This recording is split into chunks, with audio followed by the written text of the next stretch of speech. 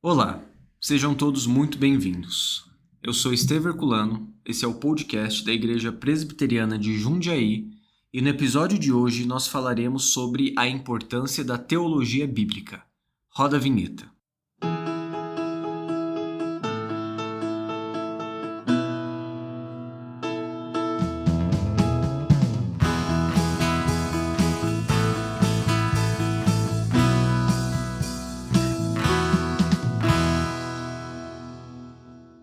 Tudo bem, gente? Estamos aqui de novo em mais um podcast. Eu, Luiz Henrique, fiel escudeiro aqui. E hoje nós falaremos sobre um tema muito legal, que eu acho que, falando assim, né, teologia bíblica talvez não mostre quão legal e empolgante é. Mas a gente vai falar sobre teologia bíblica, né? Então, bom, primeiro, quer se apresentar aí, Luiz? Falar com o pessoal? Fala pessoal, muito bom estar de novo aqui, podcast. Se apresentar não, né? Se cumprimentar o pessoal. Sim.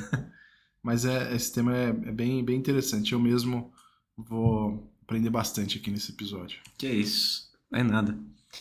Vai sim, espero que sim, né? Se Deus quiser. Bom, mas sobre essa questão da teologia bíblica, como é que a gente pode definir a teologia bíblica? Legal. Existe, Luiz, algumas pessoas que criam uma tensão que não existe, né? Que é a tensão entre teologia sistemática e teologia bíblica. Tá. O que é teologia sistemática? É o sistema teológico que foi formulado em doutrinas. Então vamos lá. Quando você pega uma teologia sistemática, geralmente ela é dividida em grandes temas da Bíblia.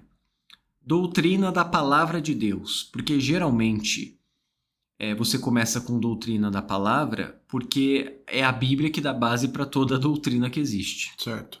Aí vem doutrina de Deus, doutrina do homem, doutrina de Cristo e da redenção, doutrina do Espírito Santo, doutrina da igreja e doutrina do fim, escatologia. Então são grandes temas e geralmente cada tema tem subtemas, né? Você vai estudar Deus, vai estudar os atributos de Deus, Cristo, vai estudar a pessoa de Cristo, a obra de Cristo, como Cristo já aparecia no Antigo Testamento, por exemplo, as teofanias. O homem, você vai estudar a doutrina da criação, do pecado, da queda, antropologia, se o homem é corpo e alma, o corpo, alma e espírito. Tudo isso é sistemática, né? Teologia sistemática. Mas e a teologia bíblica? A teologia bíblica surge num esforço de compreender a revelação dentro da história da redenção. Certo.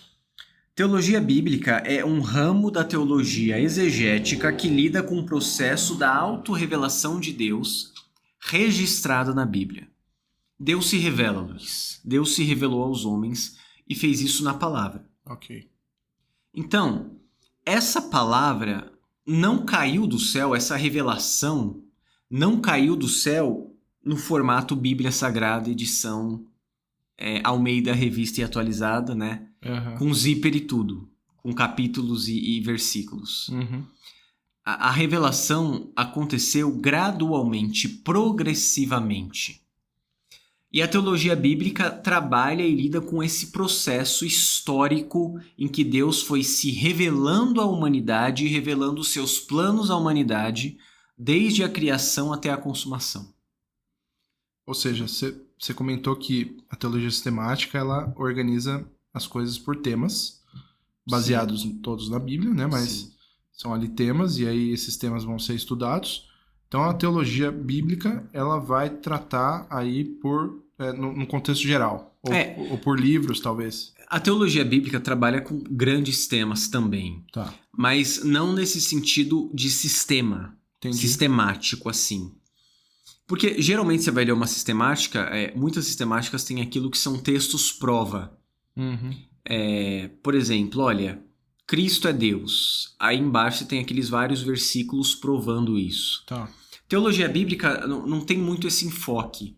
É mais olhar para aquilo que a gente pode chamar de narrativa, metanarrativa da escritura. Tá? Existem grandes temas na escritura, Luiz. Criação é um deles, por exemplo. A gente trabalhou no episódio de Cosmovisão a ideia de criação, queda, redenção. Isso é uma visão de teologia bíblica. Como a criação, queda e redenção afetam e se mostram no decorrer da história da redenção, no decorrer da história do povo de Deus. Por exemplo, quando Jesus, ô Luiz, vai responder perguntas sobre casamento que os fariseus e saduceus fazem, ele sempre volta para o Gênesis, mostrando que o princípio é criacional, que a instituição casamento é criacional. Certo.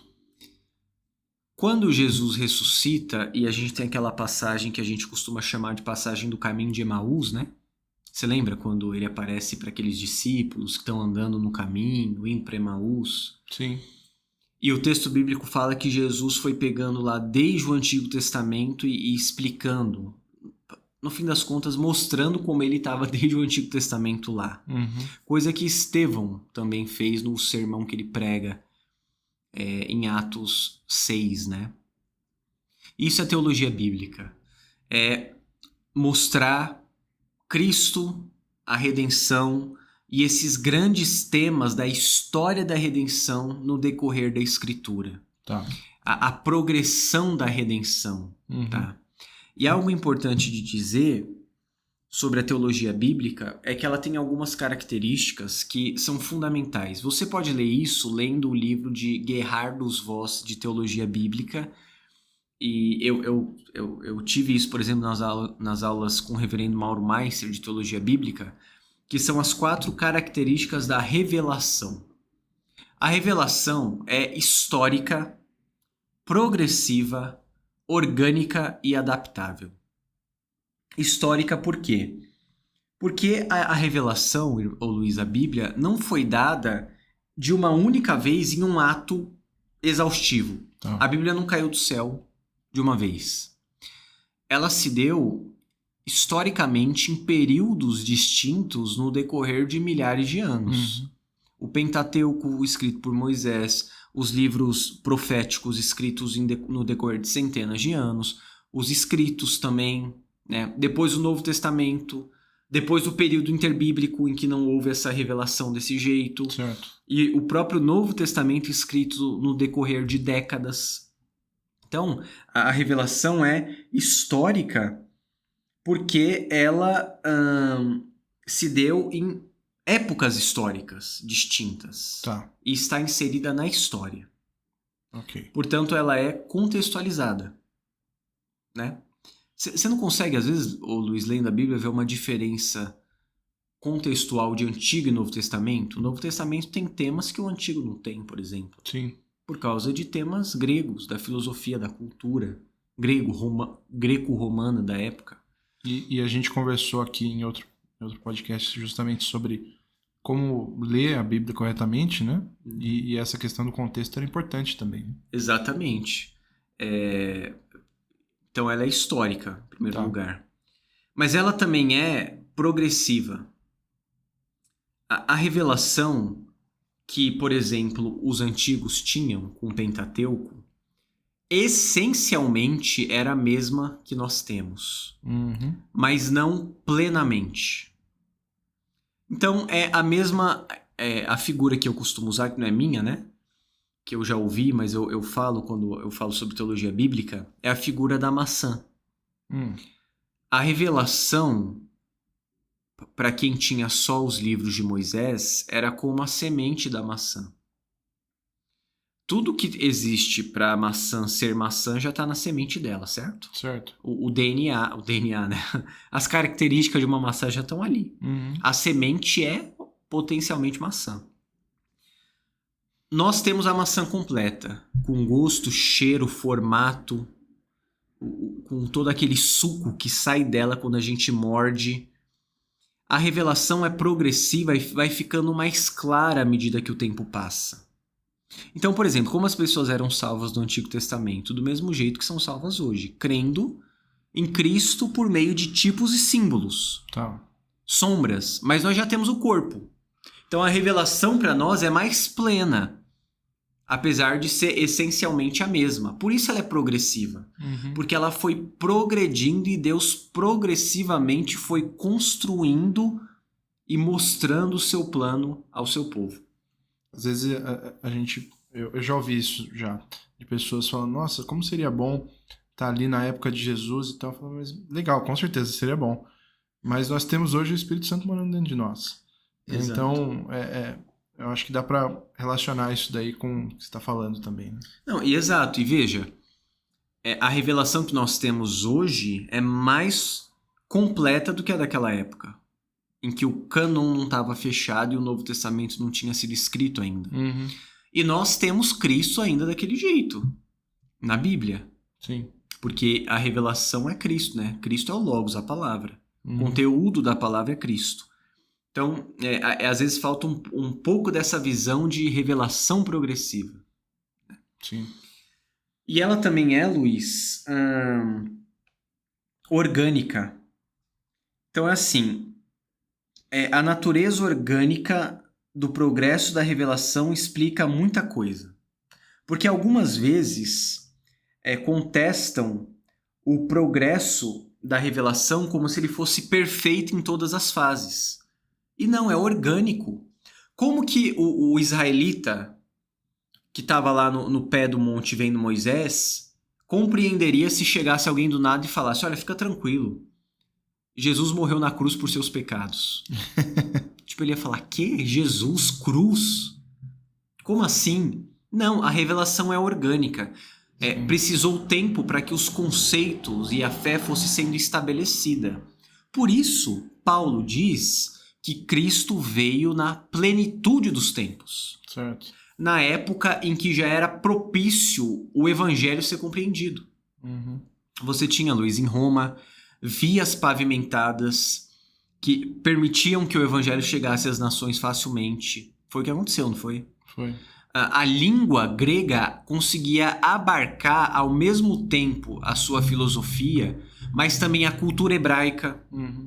Por isso que cartas eram escritas em grego, embora o idioma usado nos evangelhos não, né? Mas o idioma com que Cristo conversava ali com os discípulos, né? E falado provavelmente era o aramaico, mas as cartas foram escritas em grego, que era o idioma, o inglês da época. Acho que até você falou isso em um podcast, né? Sim. Chegava fácil e as pessoas compreendiam. Era a plenitude dos tempos, a época propícia e perfeita que Deus reservou para que o evangelho chegasse, fosse compreendido e a revelação fosse compreendida. Então a revelação é orgânica. Legal. Tá? Mas ela também é adaptável. A revelação não nos foi dada para um propósito primariamente intelectual. Não. A revelação é prática. Ela se adapta à realidade das pessoas. A verdade que o Evangelho ensina é que conhecer a Deus é ter a vida eterna. Então é por isso que a gente pode pegar um texto, por exemplo, que foi escrito a israelitas, primariamente, e trazer isso como aplicação para nós hoje? Exatamente, porque a revelação é adaptável. A Bíblia fala conhecimento em termos de aliança e pacto, não em termos de compreensão intelectual. Você precisa compreender intelectualmente também, mas só isso não resolve. Sim. Você precisa receber a revelação. E essa revelação precisa habitar em você. Por isso, o ambiente da revelação não é uma escola.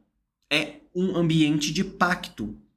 Falar sobre revelação, Luiz, não falar sobre revelação no sentido de educação racionalista. É educação do coração. Tanto que Deus fala que imprimiria suas leis no coração do povo. Sim. Ele não fala, olha, vocês precisam entender e fazer um tratado de direito sobre minha lei. Não, ele fala, vocês precisam ter a minha lei gravada no coração. Então perceba, a revelação tem essa característica ampla, né? De ser histórica, progressiva, orgânica e adaptável. Por isso a teologia bíblica é importante, porque ela lida com essa revelação. E isso é fundamental para nós hoje, porque, como você perguntou, ela se aplica aos crentes de todas as épocas, sobretudo a nós. Sim. Né? Ela se adapta à nossa realidade. E esse então seria um... Bom, só recapitulando aqui rapidinho. Sim. A gente falou sobre as diferenças, né, da teologia bíblica e teologia sistemática, por exemplo. Esses aspectos da teologia bíblica. Esses seriam os tipos diferentes de teologia bíblica ou existem tipos diferentes de teologia bíblica? Não. Vamos lá. Bom, nós somos presbiterianos. Nós cremos em uma teologia que é a teologia do pacto, teologia da aliança. Tá. E nós enxergamos, Luiz, a teologia bíblica a partir de alguns temas. Por exemplo, existe um tipo de teologia bíblica que o Walter Kaiser propõe chamada teologia da promessa, que vai olhar para a Escritura sempre enxergando a ideia da promessa e ver a promessa de Deus como o grande tema da Escritura. Há uma outra escola, digamos, de teologia bíblica, que é a escola que a gente estuda no seminário, né? Que é a escola de Gerhard von Groningen. E ele vê 3 grandes temas na Escritura. Você lembra de uma passagem de Eclesiastes que fala que o cordão de 3 dobras é mais difícil de romper? Está em Eclesiastes isso aí. Ele usa essa metáfora para falar do cordão de 3 dobras que há na Escritura, composto dos temas reino, pacto e mediador. Então, a Bíblia fala o tempo todo sobre o reino de Deus. Certo. Reino de Deus é um dos grandes temas da Escritura. Deus fala que, por exemplo, nós somos um reino de sacerdotes no Novo Testamento. Mas no Antigo Testamento ele já estabelece um rei e fala que o reinado de Davi seria para sempre. É um tema que permeia toda a Escritura. Sim.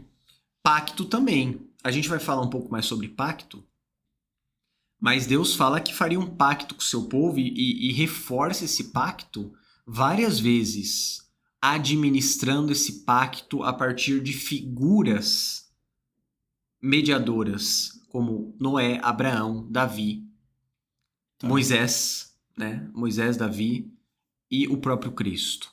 E mediador também, Luiz. Os sacerdotes do Antigo Testamento eram mediadores. Eles não faziam sacrifício. Sim. Só que quem é o único mediador entre Deus e os homens, o perfeito? Jesus. Então, é um tema que também passa por toda a Escritura. Então, existem tipos diferentes de ver a teologia bíblica que olham para os grandes temas da Escritura. O Van Groningen enxerga reino, pacto e mediador como sendo esses grandes temas, tá? Uma pessoa que é dispensacionalista, por exemplo, que de uma igreja dispensacionalista que vê uma descontinuidade entre Antigo e Novo Testamento, não vão enxergar essa teologia bíblica da mesma forma que nós enxergamos. É muito provável que ela veja como um dos grandes temas da Escritura o povo de Israel. Por isso, como ela vê descontinuidade, dependendo da escola dispensacionalista que ela for, ela vai achar que a igreja é só um parênteses na história, mas que Deus ainda vai recolocar Israel no centro do mundo e da história da redenção. Certo?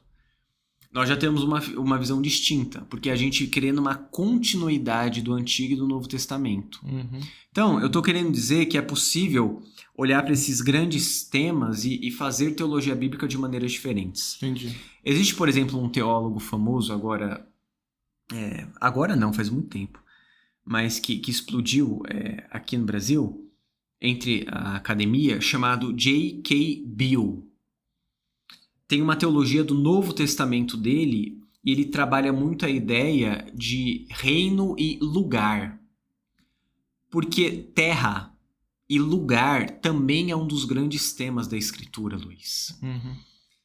Deus disse que o povo ficaria no Éden, seria um lugar de paz. Adão e Eva pecam e saem do Éden. Certo. Deus promete a Abraão que ele habitaria numa terra, num lugar que seria o lugar do seu descanso, um lugar que manaria leite e mel. Deus promete ao povo no deserto e leva esse povo para a terra prometida. Mas aquele não era um lugar final ainda. E o povo depois é levado cativo. E Deus promete que o povo faria um êxodo retornando para sua terra. Mas o tempo passa e a gente descobre que o plano de Deus não é apenas para Canaã, mas uma Canaã mais plena, uma Canaã celestial. Porque o autor aos Hebreus diz que resta um descanso para o povo de Deus e que nós habitaremos em um lugar de descanso. E no final da Escritura a gente descobre que nós habitaremos na Nova Jerusalém na eternidade. Então o povo de Deus sempre peregrinou procurando um lugar para ficar. E Deus um dia dará esse lugar ao seu povo na Nova Jerusalém. Então você consegue perceber como há grandes temas na Escritura que é como se houvesse um cordão que liga o começo até o final e há vários temas. Reino, pacto, mediador, terra. A gente pode pensar nisso até em comida, Luiz. O tempo todo, Deus precisa saciar a fome do seu povo. Certo. Ele fala, por exemplo, da terra que mana leite e mel. E o povo no deserto passa fome. E Deus manda o maná no deserto, por exemplo. E sempre que Deus quer punir o povo, existe falta de alimento. Quando Deus manda pragas, o povo sofre com fome, por exemplo. Quando o povo é levado cativo, Daniel, por exemplo, não quer ser seduzido pelos manjares do rei, porque aquilo não pertence à comida do povo de Deus. O tempo passa. E nós temos as festas que Deus manda o povo celebrar tendo comida o tempo todo. Festa dos pães asmos, festa da Páscoa, todas com seus cardápios próprios, e Deus mandando o povo tirar o fermento, o povo não comer a carne de porco. E no Novo Testamento, quando Cristo vem, o povo ainda faz aquela dieta judaica. Sim. E depois Pedro vê aquela visão em Atos em que os répteis estão ali e todos os alimentos são considerados puros, mas a igreja tem problema. Em Atos 15 convoca um concílio e o concílio de Jerusalém precisa falar sobre comida. Imagina, convocar os grandes apóstolos para falarem sobre comida. Sim. E no fim das contas, a história da redenção termina com as bodas do Cordeiro, que é uma grande refeição. Então nós temos essa ideia de comida, lugar e vestes também, por exemplo. Adão e Eva eram nus e não se envergonhavam. Estavam nus e não se envergonhavam. Quando eles pecam, Deus precisa colocar roupas neles. E o tempo todo a Bíblia mostra a importância das roupas, quando os sacerdotes têm uma roupa específica e se eles entrarem sem aquela roupa, eles morrem, são fulminados. Diante da presença de Deus, os levitas têm suas roupas, os reis vão para a guerra com as roupas específicas. Nós vemos a Bíblia usando muito a linguagem de vestes, o capacete da salvação, a couraça da justiça, o escudo da fé. E a Bíblia nos mostra que quando nós somos convertidos, nós tiramos as vestes manchadas e somos vestidos com as vestes de justiça de Cristo. E no fim, lá no Apocalipse, o texto bíblico nos mostra que nós seremos vestidos com roupas brancas de linho fino para celebrar as bodas do Cordeiro e faremos isso no lugar correto. São grandes temas da Escritura, né? E é interessante que Jesus fala lá no Sermão do Monte, unificando esses temas, para a gente não se preocupar com amanhã quanto ao que havemos de comer, beber ou vestir, nem mesmo, né, com o lugar em que a gente vai morar, porque todas essas coisas nos são dadas e a gente precisa buscar o reino de Deus e sua justiça.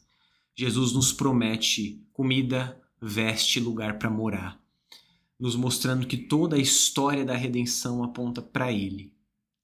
Então a teologia bíblica faz esse trabalho de olhar as relações entre os elementos e os grandes temas, costura isso e mostra que no fim das contas isso tudo, a história da redenção aponta para Jesus. Não sei se ficou muito longo e complexo o que eu falei. Não, bem interessante. Que nem eu disse, eu tô aprendendo bastante nesse episódio porque eu estudei já bastante coisa sobre teologia sistemática, mas teologia bíblica não. Então, só para ver se eu entendi. Então, a Bíblia, ela, independente dos autores, ela tem temas que são tratados que a gente pode encontrar em cada autor, em cada livro da Bíblia, certo? Sim, claro. E aí você disse que existe aí uma diferença de pessoas, às vezes, que entendem que são temas diferentes, por visões até mesmo escatológicas dessas pessoas. E você disse que a teologia bíblica que a nossa igreja segue, que a Igreja Reformada segue, é a teologia do pacto. Sim. E como que você... você poderia explicar um pouco sobre isso? Sim, Na verdade, assim, teologia do pacto, teologia da aliança, é resultado de um esforço longo, né, de teologia bíblica. Mas não tem nenhum problema a gente ter visões diferentes de teologia bíblica. Por exemplo, quando eu penso em teologia bíblica, eu gosto muito da teologia do Van Groningen, esses temas de reino, aliança e mediador, mas esse negócio do reino de Deus está presente em toda a Escritura também. A gente vê isso. Por exemplo, Luiz, uma outra coisa interessante é a ideia de metanarrativa. Cada autor bíblico é como um episódio de uma série. A Bíblia toda é essa série. Então, os autores escreveram para o seu contexto, para o seu público entender e compreender a mensagem, ter uma aplicação para eles, mas há uma metanarrativa, né? A big picture, né? A grande imagem, o grande quadro da Escritura. Quando a gente olha esse grande quadro, essa metanarrativa, nós vemos coisas que às vezes os autores bíblicos escrevendo não viam. E descobrimos, por exemplo, que Isaías falou sobre o Messias. Embora ele falasse que a virgem conceberá e dará à luz a um filho, isso dissesse respeito a uma criança que nasceu na época dele, em primeiro lugar, mas isso também é uma profecia messiânica. E isso para outras profecias. Moisés fala, Deus suscitará um profeta no meio de vós, e vocês ouvirão, um profeta semelhante a mim. Ele não sabia que era Jesus, mas era. Então tem esse aspecto de orgânico, né, adaptável. Mas vamos lá. A questão da teologia do pacto ou da aliança. Nós cremos, se você pegar a nossa confissão, existe a ideia do pacto das obras, que é o pacto que Deus faz com Adão. E aliança é o quê? Vamos lá. Aliança, como define Palmer Robertson, que é um escritor sul-africano muito bom, recomendo o livro Cristo dos Pactos, vale muito a pena. Primeiro livro para você ler de teologia bíblica, se você quiser um dia conhecer o assunto. Ele define aliança como um pacto de sangue soberanamente administrado. Uma aliança é diferente de um testamento. Porque no testamento, o testamento tem o seu efeito no final, quando o herdeiro recebe a herança. Na aliança, as duas partes concordam no começo dela. E concordam em, se quebrá-la, receberem as maldições decorrentes da aliança. Adão e Eva quebraram a aliança das obras e receberam as maldições decorrentes dela quando Deus falou, se vocês não fizerem isso, vocês vão morrer. Eles desobedeceram. Desobedeceram, quebraram sua parte no pacto das obras. Se vocês comerem do fruto da árvore do conhecimento do bem e do mal, vocês vão morrer. Comeram, morreram. Deus estabelece então um pacto da graça, e esse pacto é ele que administra. Quando você olha, por exemplo, Luiz, Deuteronômio 28, você tem uma visão clara do que é uma aliança. Bênçãos e maldições decorrentes da aliança. Cumpra a sua parte na aliança, você será abençoado. Descumpra, você será amaldiçoado. Porque a aliança é soberanamente administrada e selada com sangue. E nós temos, nesse pacto da graça que acontece, etapas diferentes de alianças que o compõem. Deus faz essa aliança com Adão, certo? Mas existe, por exemplo, uma aliança feita com Noé. A palavra aliança no hebraico é berit, significa aliança. E geralmente ela é acompanhada de um termo que é karat, de cortar. E geralmente Deus fala que está cortando uma aliança, justamente para simbolizar a ideia do sangue. Alianças são seladas com sangue. Deus fala para Noé que faria uma aliança com ele e a partir dessa aliança ele preservaria a humanidade. Portanto, Deus faz uma aliança de preservação com Noé. Entendi. Mais na frente ele faz uma aliança prometendo a Abraão que lhe daria que sua descendência seria como o pó da terra. Essa é aquela aliança onde ele coloca Abraão para dormir? Exato. Corta os animais, queima os animais, em Gênesis 15, né? E ali tem uma aliança feita. Mais para frente, nós vemos em Noé a aliança da lei. E à medida, Luiz, que cada aliança passa, a revelação é mais clara. Tá. A aliança do começo é uma coisa, a aliança de Noé tem a ideia de preservação, mas Deus já mostra que ele não quer que o povo dele seja igual aos outros. Com Abraão já existe a ideia de um povo separado, diferente dos outros. Com Moisés, o povo já tem uma lei. Entendi. Isso vai ficando cada vez mais afunilado e claro. E em Davi, na aliança do reino, na etapa do reino da aliança, Deus mostra que haveria um governante, um rei, que governaria sobre todos. E Davi era apenas um tipo imperfeito desse rei perfeito que viria. Esse rei que viria da descendência de Davi, que seria o leão de Judá e que colocaria sobre a sua cabeça a coroa de Davi, que não seria mais lançada ao chão, não seria mais lançada ao pó. Tá. Em Cristo nós temos essa promessa cumprida, porque em Cristo nós temos a aliança da consumação. Em Cristo todas as coisas são feitas novas. E Cristo cumpre as promessas e corta nele próprio a aliança. O sangue de Cristo é derramado para que a aliança seja cortada. Tá? E ele consuma todas as coisas. E Jesus fala isso. E dá vários indícios de que a vinda dele aqui na terra era o início do fim. Ele fala, eu via Satanás caindo do céu como um raio.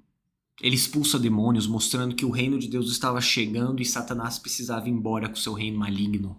Ele humilha Satanás. Ele fala em termos de amarrar o valente e saquear seus bens. Jesus é esse rei que vem vencendo para vencer. Certo. E trazendo a consumação dessa aliança que o Senhor trouxe. Então, nós cremos nessa ideia de aliança muito forte. E a teologia do pacto é essa ideia da teologia do pacto que Deus fez com o seu povo. E é por causa disso que nós cremos, por exemplo, nos sacramentos cristãos do batismo e da ceia. Porque sinais da aliança já estavam presentes no Antigo Testamento. Sim. Como circuncisão e Páscoa. Eram sinais que na nova aliança, né, que a partir do momento que Cristo vem nessa aliança da consumação, estão mais plenos e claros, demonstrados dentro da igreja, que também já é o povo de Deus mais claro, porque não é só judeus, mas judeus e gentios. Nós vemos os sacramentos ceia e batismo como também essa ideia de consumação chegando e todos os povos conhecendo a palavra do Senhor. Entendi. Então, a gente acho que pode colocar, aí você vê se eu entendi certo. Sim. Que existe o pacto das obras, esse foi feito com Adão, e nesse caso, o que ele precisaria fazer era viver mediante obediência. Exato. Ele desobedeceu, e aí teve ali a maldição. E o pacto da graça, e aí você citou algumas figuras aí. Tem Noé, tem Abraão, Moisés, Davi e, finalmente, Cristo, né? Exato. É um mesmo pacto aí que permeia a Escritura, o pacto da graça. Por isso que a gente fala que o pacto, ele é, como eu posso dizer, não é refeito, mas ele é só realicerçado, algo nesse sentido, né? Exato. De confirmado, Exato. talvez. Exato. Entendi. Legal.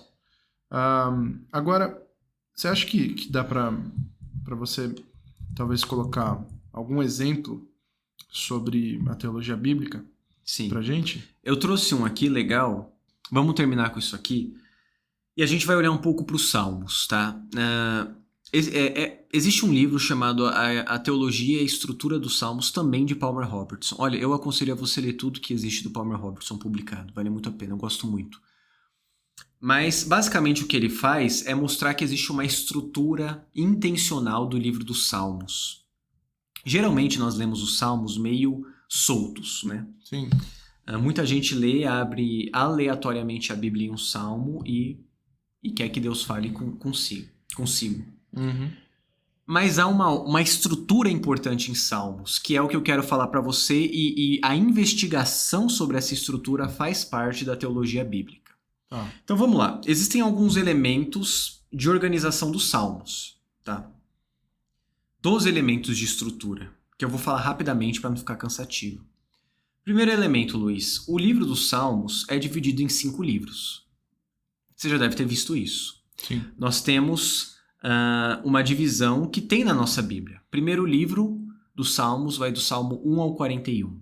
Segundo, de 42 a 72. O terceiro, de 73 a 89. O quarto, de 90 a 106. E o quinto, de 107 a 50. Sim. São 5 livros dos Salmos. Só isso já mostra pra gente que o livro dos Salmos não caiu do céu de uma vez só. Né? Foi ajuntado pela providência de Deus e compõe hoje o grande livro de Salmos que nós temos. Tá. Mas há um outro elemento de agrupamento que são referências nos títulos a indivíduos específicos. O que está em preto e negrito na sua Bíblia não é inspirado por Deus, é título que a Sociedade Bíblica do Brasil colocou. Mas tem uma parte que estava nos manuscritos. Quando fala, por exemplo, Salmo que Davi escreveu quando estava fugindo de Absalão, essa partezinha de cima, geralmente em itálico, faz parte dos manuscritos originais. Entendi. E contextualiza um salmo. Outro elemento de estrutura: pilares poéticos. Existem salmos que têm um foco na Torá, na lei. Mas há outros que têm um foco no Messias. E eu vou dar um exemplo já disso muito legal. Tá? Quarto elemento de estrutura. Geralmente os salmos têm pares também. Por exemplo, existem lugares no Saltério. Saltério é o livro dos salmos todo. A gente chama de Saltério. Existem lugares em que tem 3 salmos com foco na lei, seguidos por 3 salmos messiânicos, criando uma coisa que a gente chama de quiasmo, que é uma figura de linguagem hebraica em que você constrói uma moldura e no centro você tem a centralidade do ensino. Tá? Vou te dar um exemplo rápido de quiasmo aqui, só para você ter uma noção, não do livro dos Salmos, mas para você entender o que eu estou dizendo. Eu tô muito doido, né? Falando várias coisas aqui nesse podcast. Não, eu não sabia dessas. O Luiz foi me dar liberdade aqui. Não dê liberdade, cara, que você vai ver que a pessoa... Como a gente consegue aprender sempre mais coisa, né? Essa questão da divisão aí de... Esse do... Como que é o nome? Quiasmo. Quiasmo. Fazia ideia. Abre em Josué 1:6, por favor. Tá bom.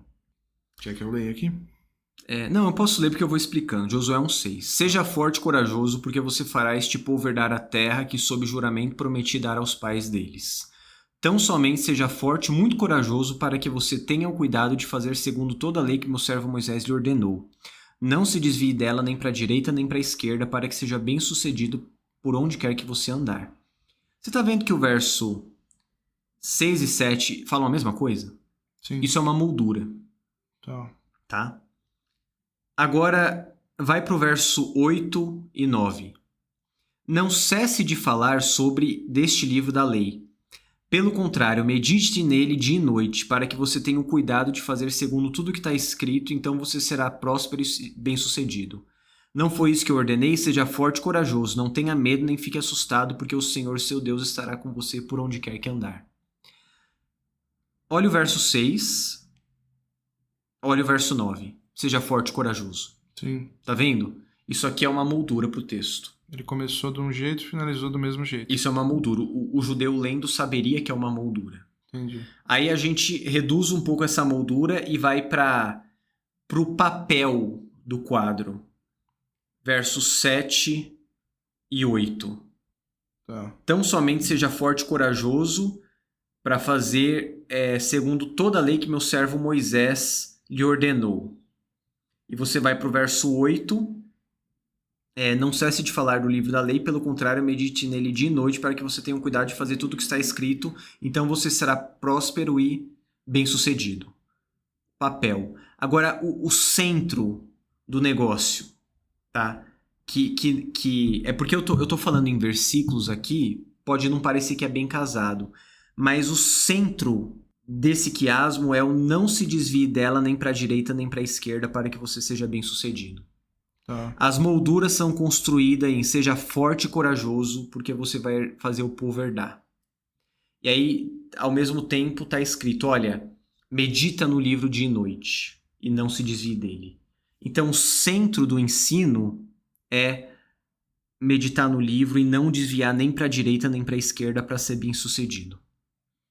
Então, isso aqui, existem vários na escritura, Luiz, em que o autor constrói uma moldura e quando você quer saber o centro do ensinamento, é o que está dentro dessa moldura. Essa parte aí, não se desvie dela, essa é o exato meio de todos esses versículos do 7 até o 9? Exato. Entendi. Exatamente, esse centro do quiasmo, tá? Entendi. Eu teria que ter feito uma análise exegética mais profunda, mas basicamente é isso aqui.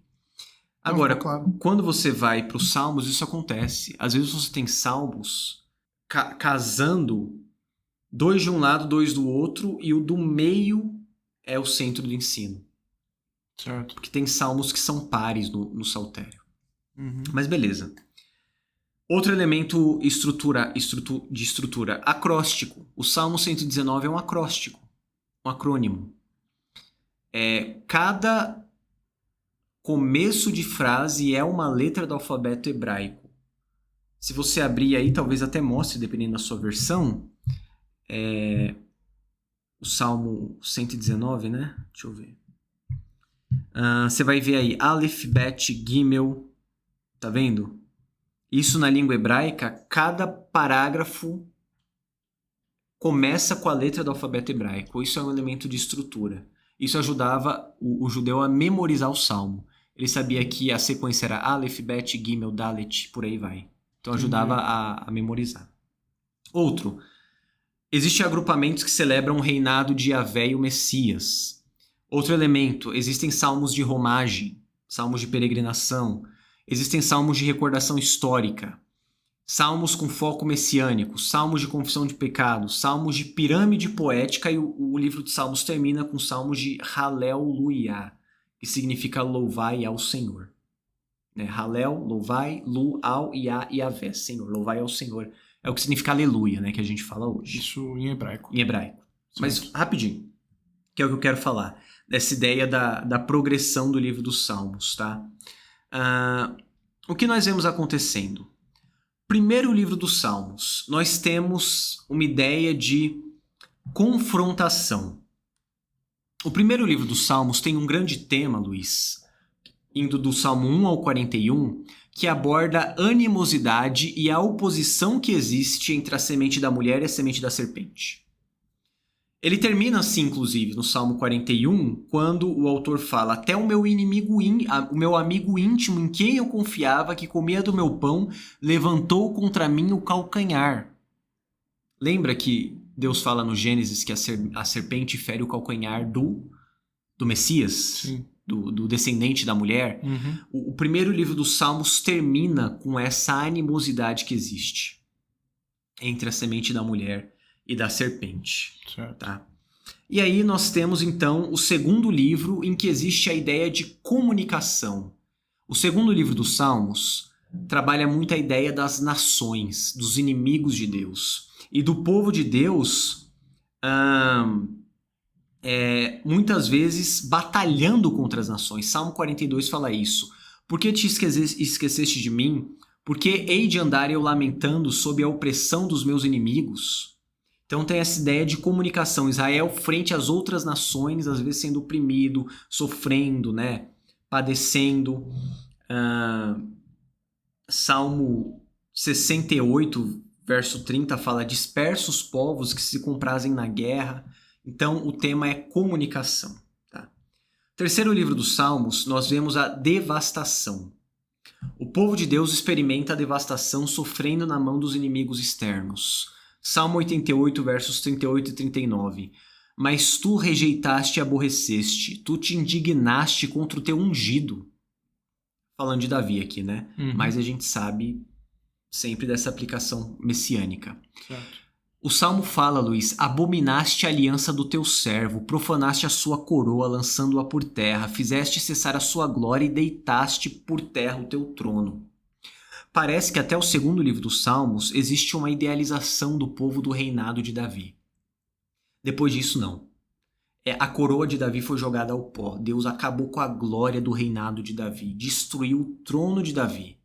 E o terceiro livro dos Salmos termina com uma nota negativa. Parece que Deus rompeu os muros de Jerusalém, acabou com a coroa de Davi e a esperança terrena de restauração acabou. No quarto livro dos Salmos é maravilhoso porque nós temos um amadurecimento dos Salmos do povo de Deus. O Salmo 90, escrito por Moisés, você vê como a inspiração da Bíblia é maravilhosa, porque o Salmo é de Moisés, mas Deus já, na organização do livro, colocou ele no quarto livro, abrindo o livro do quarto livro dos Salmos para dar essa ideia de amadurecimento. Moisés fala: Senhor, Tu tens sido nosso refúgio de geração em geração. Antes que os montes nascessem e se formassem a terra e o mundo, de eternidade em eternidade, Tu és Deus. Parece que nesse fluir do livro dos Salmos, Luiz, o foco vai passando de um reinado terreno com Davi para um reino de geração em geração e de eternidade em eternidade. O reino que não depende mais de uma coroa física com Davi, mas uma coroa eterna, apontando para um amadurecimento em que o povo entende que o Messias salvaria todas as coisas e não um reino terreno. Então, não necessariamente os salmos eles foram feitos de ordem cronológica. Não foram. Tá. A organização não é cronológica. O Salmo 90 é de Moisés, é o mais antigo, provavelmente. Entendi. Mas Deus usou na sua providência a organização do livro para nos trazer uma mensagem. Essa é a ideia. Deus organizou o livro dos Salmos, nos mostrando um andamento que também é o andamento da história da redenção. Certo. Em que existe uma briga da semente da mulher com a serpente, existe devastação e de repente o povo começa a perceber que precisa de um rei que não seja terreno. O fluir do livro dos Salmos vai construindo isso pra gente. E nesse quarto livro dos Salmos, do Salmo 92 ao 100, nós temos um conjunto de salmos chamado Reina o Senhor. Eles começam com essa expressão, Yahvé Malach, o Senhor reina. Tá? E parece, Luiz, que o povo pode estar sim cativo, mas existe uma expectativa do Senhor reinando. O Salmo 103, 17 e 18 mostra a misericórdia do Senhor indo de eternidade em eternidade, sua justiça sobre os filhos de Deus, sobre aqueles que guardam sua aliança e a cumprem. Então, perceba esse amadurecimento. E nós temos o quinto livro dos Salmos, o último, em que existe a ideia de consumação. O povo de Deus experimenta a consumação enquanto grita no final dos salmos. Os últimos salmos são salmos de Haleluia, louvai ao Senhor. É assim que termina o livro dos Salmos. O Senhor é o Criador do mundo. O Salmo 146 fala que Ele fez os céus, a terra, o mar e tudo que neles há. O sol, a lua e as estrelas devem louvá-lo porque Ele mandou e eles foram criados. Ele sustenta o universo, dá pão aos que têm fome, ampara o órfão e a viúva. Relâmpagos, granizo, nuvens, árvores frutíferas, todos têm que louvar o Senhor, e os salmos começam e terminam falando aleluia, louvai ao Senhor, porque Ele é o Redentor, o Deus de Jacó, e é rei sobre todas as coisas. O Salmo 146 também fala que o Senhor reina para sempre, e que Ele levantou para o seu povo um poder, um soberano benéfico e um governante. Salmo 148, 14 fala isso. Olha o andamento dos salmos, cara. É justamente essa teologia bíblica que a gente está falando, da criação à consumação. Deus organiza esse livro com uma estrutura que nos leva da guerra com o diabo até a consumação e o louvor na eternidade. Então é maravilhoso enxergar isso, tá? E o Salmo 148 é a cereja no bolo dessa coletânea da consumação de todas as coisas. Ele diz, Salmo 148, louvai ao Senhor desde os céus, louvai-o nas alturas. Cara, isso aqui parece o louvor entoado pelos anjos quando Cristo vem, né? Glória a Deus entre os homens, glória a Deus nas maiores alturas e paz na terra entre os homens a quem ele quer bem. Uhum. Louvai-o todos os seus anjos, louvai-o todos os seus exércitos, louvai o sol, lua, louvai as estrelas reluzentes, louvai o céu dos céus, as águas que estão sobre os céus. Aí o salmo continua, né? E fala nos versos 13 e 14: louvem o nome do Senhor, porque o seu nome é exaltado, a sua glória está sobre a terra e os céus. Ele também exalta o poder do seu povo. Esse poder aqui é chifre, né? A glória do seu povo. O louvor de todos os seus santos, os filhos de Israel, um povo que lhe é chegado. Louvai ao Senhor. Então, eu só quis mostrar com essa abordagem como a teologia bíblica nos ajuda a compreender esse progresso da revelação. Mesmo no livro dos Salmos, que parece um livro cheio de poesia solta pra gente, é intencional da parte de Deus que a gente veja essa estrutura da criação à consumação. Começando com animosidade e terminando com todos os seres. O povo de Deus e os seres celestiais, junto com a lua, as estrelas e o cosmos, louvando a Deus, porque Ele é bom e exalta o poder do seu povo. Amém.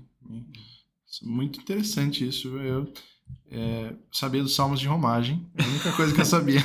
Mas eu, com certeza, nunca mais vou ler Salmos da mesma forma. Exato. E vou procurar entender um pouco mais sobre essa questão da teologia bíblica. Muito interessante. Mais uma vez, deu pra entender, cara? Ficou muito viajado. Não, ficou muito bom, com certeza. Porque eu viajo aqui, eu não sei se os ouvintes estão entendendo. Às vezes nem eu tô entendendo, né? Imagina quem tá escutando. Não, ficou muito bom. Mas é isso, Luiz, então? Isso aí. Gente, nós agradecemos.